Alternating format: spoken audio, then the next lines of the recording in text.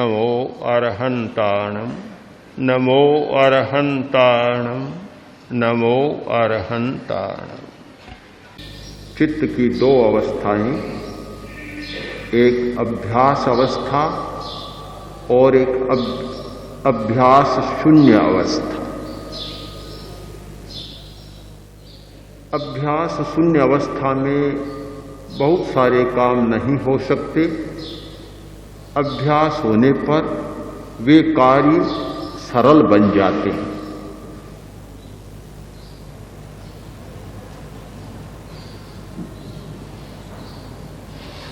टांगे के साथ घोड़ा जोता जाता है, पहले उसे अभ्यास कराया जाता है।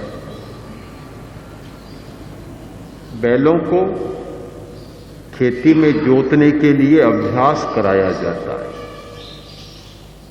कोल्हू के बैल को भी अभ्यास दिया जाता है। अभ्यास बहुत आवश्यक तत्व है कुशलता और सफलता के लिए। चित्त को भी अभ्यास देना जरूरी है। मानसिक प्रशिक्षण का एक महत्वपूर्ण अंग है अभ्यास। अभ्यास कैसे दें, अभ्यास की पद्धति क्या हो, इस पर कुछ विमर्श करना है। अभ्यास की एक महत्वपूर्ण प्रक्रिया है अनुप्रेक्षा।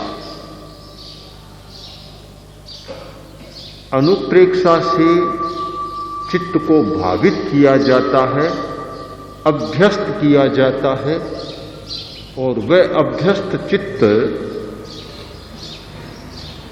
बहुत बड़ा काम कर सकता है। एक आलंबन पर टिकना ये हमारा अभ्यास नहीं। कोई भी आदमी एक आलंबन पर नहीं टिक पाता। एक बात को पकड़ा, तत्काल दूसरी बात मन में आ जाएगी, तीसरी आ जाएगी, चौथी आ जाएगी। एक के बाद एक बात मन में आती रहती है, क्योंकि अभ्यास नहीं है कि एक आलंबन पर, एक विषय पर, एक बिंदु पर मन जमा रहे, मन टिका रहे। अभ्यास ही नहीं है। इसीलिए ये मन की चंचलता का प्रश्न जटिल बना हुआ है। ये जटिल तब तक है जब तक कि अभ्यास नहीं दिया गया। अगर अभ्यास दे दिया जाए तो पहेली सुलझ सकती है, जटिलता सरलता में बदल सकती है।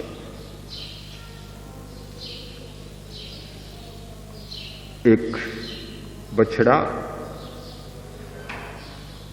जिसे खूंटे पर बांधा गया कितनी उछल कूद करता है,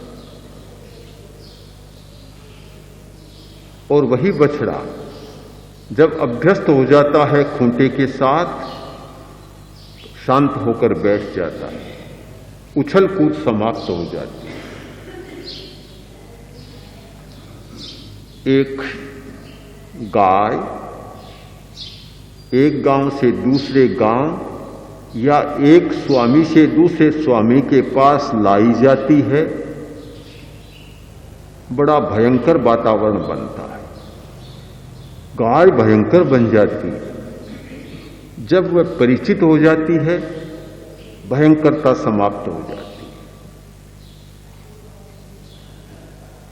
अभ्यास की एक प्रक्रिया है। उसका पहला अंग है ज्ञान, उसे जानना। दूसरा अंग है परामर्श, परामर्श करना। विषय को जान लिया, और यदि परामर्श नहीं किया तो जाना अनजाना बन जाता है। जाना हुआ विषय हमारे काम का तब होता है जब उसका परामर्श हो जाए।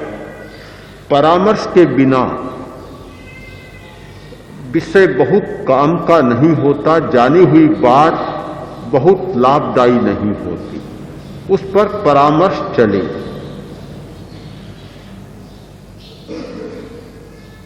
पौराणिक कहानी है कि ब्रह्मा के पास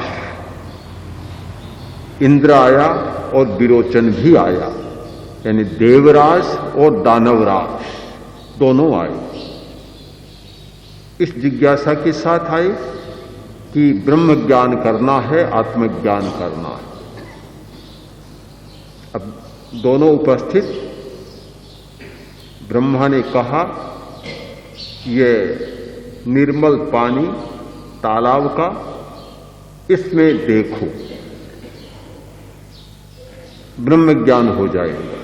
उन्होंने देखा, अपना प्रतिबिंब दिखाई दिया, चेहरे का प्रतिबिंब दिखाई दिया।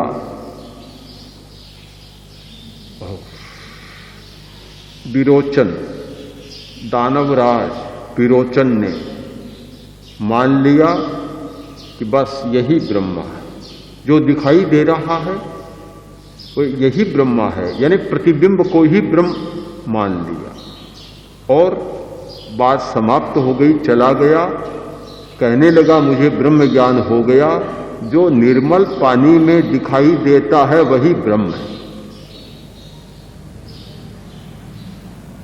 इधर इंद्र भी गया, पर उसने सोचा कि ब्रह्म कहां, ब्रह्म कहां?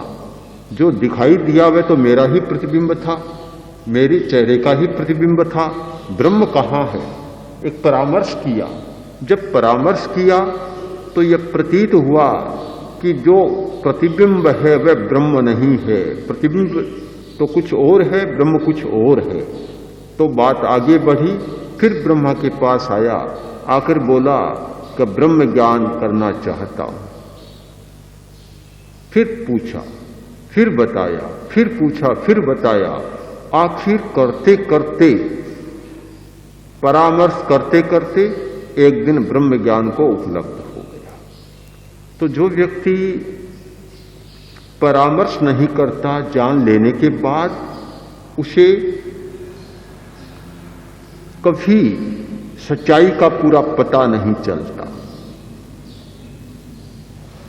आज की एक चालू पद्धति है धर्म के क्षेत्र में, वह यह है कि कथावाचक, धर्म का प्रवक्ता जो है उनके पास जाओ, ज्ञान सुनो, बस बात समाप्त। सुना और बात समाप्त हो गई। यह अधूरापन ही आज धर्म को एक प्रश्न चिन्ह बना रहा है।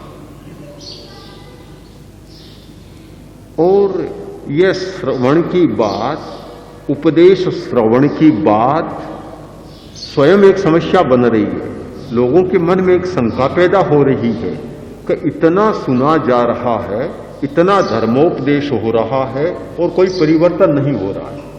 बड़ा प्रश्न है। एक धार्मिक गुरु के पास, एक धार्मिक व्यक्ति के पास इसका कोई समाधान नहीं है अभी तक।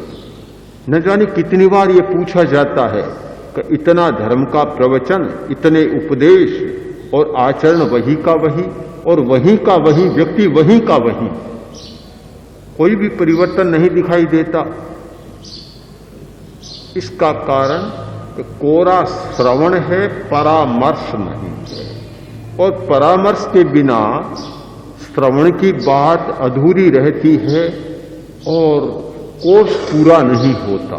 जब तक दवा का कोर्स पूरा नहीं होता तो बीमारी मिट नहीं पाती। तो श्रवण के पश्चात दूसरा अंग होना चाहिए परामर्श।